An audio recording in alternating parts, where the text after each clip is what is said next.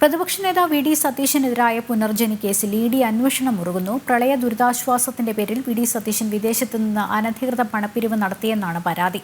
പണം വാങ്ങിയെന്ന് സതീശൻ സമ്മതിക്കുന്ന വീഡിയോ പരാതിക്കാരൻ ജേസൺ പാനിക്കുളങ്ങര ഇഡിക്ക് കൈമാറി. പരാതിക്കാരന്റെ വിശദമായ മൊഴി ഇഡി രേഖപ്പെടുത്തി. വിജിലൻസ് എഫ്ഐആറിന്റെ അടിസ്ഥാനത്തിൽ കഴിഞ്ഞ വർഷം ജൂലൈയിൽ പ്രാഥമിക അന്വേഷണം ആരംഭിച്ച ഇഡി വൈകാതെ ECIR രജിസ്റ്റർ ചെയ്യും.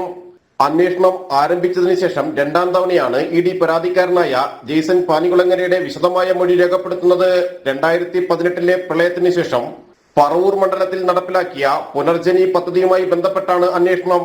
വിദേശകാര്യ മന്ത്രാലയത്തിന്റെയോ RBIയുടെയോ അനുമതി വാങ്ങാതെ വിദേശ രാജ്യങ്ങളിലെത്തി പണപ്പിരിവ് നടത്തിയത് വിദേശ നാണ്യവിനിമയ ചട്ടങ്ങളുടെ ലംഘനമാണെന്ന് ചൂണ്ടിക്കാട്ടിയാണ് ജെയ്സൺ പാനികുളങ്ങര ഇഡിക്ക് പരാതി നൽകിയിരുന്നത്.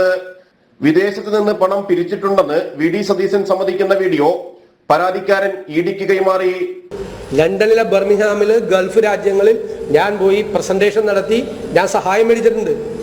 ലണ്ടനിൽ ഞാൻ പോയി കഴിഞ്ഞപ്പോൾ ഒരു മലയാളി വനിതയാണ് തിരുവനന്തപുരത്തുകാരി, അവരാണത് ഹോസ്റ്റ് ചെയ്തത്. ആ പരിപാടി അവരെ ഭർത്താവ് അവിടുത്തെ ഏറ്റവും പ്രശസ്തനായ ഓങ്കോളജിസ്റ്റ്, വലിയ ഡോക്ടറാണ്. അവരാണ് നടത്തിയത്. വലിയ ഒരു ലഞ്ച് മീറ്റിംഗ് നടത്തി. അവരെല്ലാം അവിടെ അങ്ങനെയാണ് നടന്നത്, സ്പോൺസർമാർ. അവിടെ വെച്ച് ഞാൻ സംസാരിച്ചിട്ടുണ്ട്. ഞാനത് എൻ്റെ ഫേസ്ബുക്കിൽ കൊടുത്താൽ പിന്നെ അതിൻ്റെ ഫോട്ടോ ഞങ്ങളുടെ കയ്യിലുണ്ടെന്ന് പറഞ്ഞ രഹസ്യമാണ്. അതിൻ്റെ ഫോട്ടോ എൻ്റെ അടുത്തുണ്ടെന്ന്. ലണ്ടനിൽ പ്രസംഗിച്ച രഹസ്യമായിട്ടാണ് ലണ്ടനിൽ ബർമിംഗ്ഹാമിൽ പോയി ഞാൻ സംസാരിച്ചത്. ആ സ്ത്രീ ഇവിടെ തിരിച്ചെത്തി. അവരവിടെ നിന്ന് കളക്ട് ചെയ്ത പണം ചെക്കായിട്ട് ഇവിടെ വിതരണം നടത്തി ടൗൺ ഹാളിൽ വെച്ച്. ഈ വീഡിയോ പ്രധാന തെളിവാകുമെന്നും മൊഴി നൽകാനെത്തിയ ജെയ്സൺ പാനികുളങ്ങര പറഞ്ഞു. ആദ്യത്തെ പ്രാവശ്യം എനിക്ക് രേഖാമൂലം നോട്ടീസ് തരാതെയാണ് ഹാജരാകാൻ പറഞ്ഞിരുന്നത് 3 മാസം മുമ്പ്.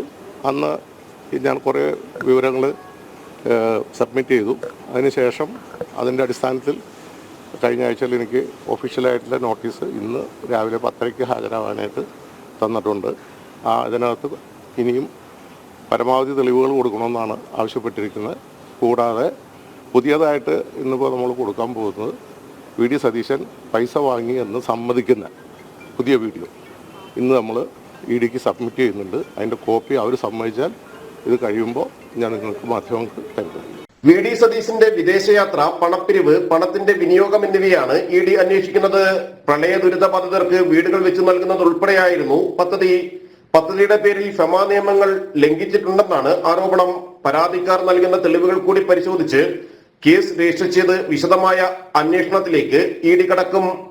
ജനം, കൊച്ചി.